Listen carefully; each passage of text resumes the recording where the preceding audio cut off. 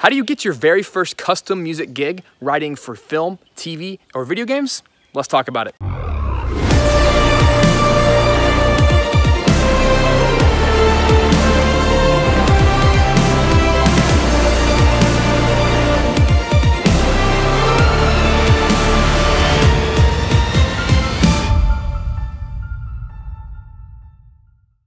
Hey guys, this is Melin, music composer, educator, and arranger, helping you to elevate your story.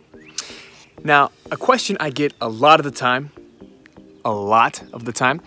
is, how do you get your very first game project or film project or TV project? How do you get your first project writing custom music? Because it's kind of like the old paradox with getting your first job, right? You have to have a first job to get a job, right? And so whenever an interviewer is looking through your application, it's like you have to have a job already to get your first job. So it's always frustrating finding that first job. But what I've found is that there are 3 different industries here that we're talking about. We have the film industry, the TV industry, and the video game industry. So I think it's really important that we understand the difference between these industries so that you can actually land your very first gig. Number 1, TV. The TV industry is actually the quickest payoff for your time. So if you are starting off, even if you don't necessarily love TV music, it's the most commercial of the bunch. So what that means is if you could get yourself involved with some royalty-free music libraries, this is gonna be where you're gonna make your quickest buck. Through sites like Audio Jungle, sites like Premium Beats and Epidemic Sound, these are places that you can upload your music and within 30 days, you're gonna get paid. And this isn't limited to just TV. This also works for podcasts. This works for short films, really anything, any kind of project where people need music. Heck, YouTube videos. On this video right now, I'm using music from Epidemic Sound. And someone's getting paid for that. So there are a lot of different companies that you can look through that you can upload your music, but usually it has to follow a specific formula. It has to be very corporate sounding, very inspirational, very upbeat, very cheerful. So usually piano solos are good for this, or kind of traditional acoustic guitar, ukulele, some whistles, some bells, you know, the typical commercial music. But if you can churn out a lot of these, like 15, 20 of these, you can actually start to make a decent little bit of money, about 50 bucks, maybe 100 bucks a month through these sites. So I highly recommend that for your very first bit of income writing music. Now, I realize that's not custom music, but let's be honest, in the TV industry, you will not be writing custom music for an actual TV show unless you have an in, unless you know somebody, unless you are friends with a music editor at a TV network, or maybe the producer or director. But you're not gonna have that starting off. You have to have a lot of years of experience. You have to have those connections. So I don't wanna lie to you and say that you can start writing for TV shows, but you can write music that gets licensed, and that way you can get royalties. So make sure that wherever you upload your music, you need to be able to say that you also are associated with BMI or ASCAP. So those are, at least in the US, those are the royalty associations. That's where you get paid 9 months later after they're placed on TV.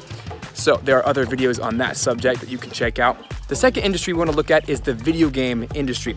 So the video game industry is a weird one because it's almost exclusively online, which is weird. In fact, I just did an interview with game composer Chris Porter, and we talked for a long time about this subject, that the entire industry is global. So my entire professional composing career has been in Japan. Not locally in Japan necessarily, right? Because I've worked with people all over the world, but I have been here the whole time. So as you were saying, you don't have to live in LA or New York or somewhere with a huge game dev scene. There's something called the internet. You know what I mean? It's very, very easy to connect with other people. Every single game project I have ever worked on, which is something like 15 games now, they have all been international. They have involved people from Korea, Australia, United States, Canada, Venezuela, Brazil, everywhere. there really is no limit to where games are being developed now, especially on the indie dev scene. So that should give you great hope that regardless of where you live, you have the absolute opportunity to connect with other game makers. So make sure you check out that link above so you can listen to that chat with Chris. Super valuable for those of you who want to work in the game industry. Some key points from Chris's chat. He talked a lot about using Facebook, using social media, using email, using forums as ways of connecting with potential game development teams that you can start to work with just because you see their posts and you can post in classified, and this allows you to start interacting with these people. I think it's a good way, and I think it's an okay way, but I think there's a better way. I think the ultimate way for the game industry is you need to be an industry leader. So what that means is you need to be someone that game developers are approaching. So doing something like this on YouTube, talking about the very subjects that game developers are going to be researching, find out where their pain points are, find out the things that they need. And by putting free material online globally, you are providing value for these game developers. And the purpose of this is not only are you helping them out, but you are starting to earn their trust. And what's really cool about this is all negotiations will be in your favor if the game developer approaches you. You don't want to approach them because you're always in a losing situation, and you're going to end up with a situation that you're probably not going to love because you're going to have to pull back on your rights. You're going to have to pull back on your rate, your time frame, and you're never going to be in the spot that you want to be. So the way that we do this is we provide value. That could be a series of videos on YouTube. That could be articles. That could be just being really active within the Twitter community or whatever. It's just making sure that you are a person that other game developers want to contact and be in a relationship with. The third industry is the film industry. Film industry, definitely the hardest and the slowest of the three to get into. Still very possible, but the biggest difference between the film industry and the video game industry is the film industry is exclusively local, completely opposite of video games. Video games are global, so you can post online and you can interact with people for the entire process of a game without ever meeting them in person. But with film, it's the exact opposite. You have to know the people you're working with because it's such a tightly knit community that you have to already know somebody. So every single one of my film projects has been a result of a friendship I've had with a director or a producer or a music editor or someone that is actually working on the project. And that's just completely different. So in order to get those gigs, you have to actually be around those filmmakers. So the best places for that, they're meetups, they're events that are in your city. Now I know some of you live in cities where nothing happens, where there are no filmmakers, and that's harder. So I would recommend in your situation, you need to actually start an event. You need to actually go to a local library or use social media as a way to blast out the event that's going to happen, but create a space for filmmakers, musicians, whoever, to gather together so that you can start meeting them. Otherwise, I'd say look for the regional events, maybe the quarterly or annual events that are in your region or your state or your country. Find those meetups that you can start meeting these people. Otherwise, you're going to be stuck in the video game industry or the TV industry creating products and connecting with people online exclusively, which, hey, that's not a bad thing. I like to do all three of these, so you just have to understand how each of them are different.